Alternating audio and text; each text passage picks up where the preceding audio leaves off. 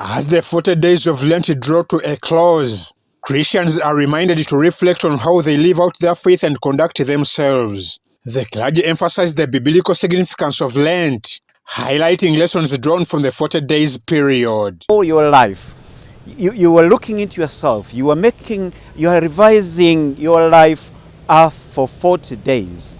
So it is very easy to pinpoint on things you may have forgotten, you may not have thought of. But since you have been fasting and you are revising, looking at your life, you can come to discover that, oh, this thing I had forgotten. And the fasting and then the prayers that you may have made, you need to make a very good confession.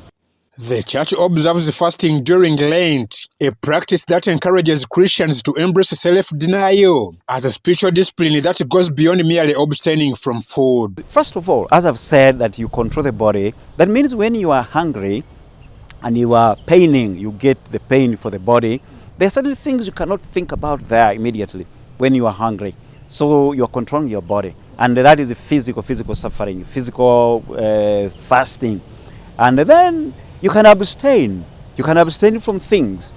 In preparation for Christ's resurrection, Reverend Father Bosco Katabazi noted that the celebrations follow the rhythm of Holy Week, which began on Palm Sunday. The Lord who was arrested in the night of Thursday goes through the passion, is crucified, and he dies on the cross. So there are two important things that are done by Christians. First, there is that devotion of the way of the cross. But it is not what the church tells us to do, all of us. What the church tells us to do is that liturgy that is celebrated at around 3. The 3, because it's the time when Jesus died. Father Katabazi also explained the significance of Holy Thursday and Good Friday, the latter marking the way of the cross. The Triduum is one single celebration, which begins with the name of the Father, when one signs at the beginning of Mass, and ends on Saturday after the Vigil Mass. So after the Mass of the Last Supper Mass, people go away without even the blessing. They don't sign themselves the cross, because it is a sign that they are going to go. They are going to be with Jesus in the vigil, waiting for him to be arrested. So they stay with him, as the apostles themselves stayed with him, though they slept, very well. The director of liturgy for Kampala Archdiocese, attached to Nsambya Catholic Parish, outlined the key days of the Triduum. The Triduum, the Easter Triduum, or in Latin we say Triduum Paschale. 3 important days, which begin on Thursday, today, the Holy Thursday, and we call it Holy Thursday or Monday Thursday, because it is, the word comes from Latin, mandatum. Mandatum, that is a mandate.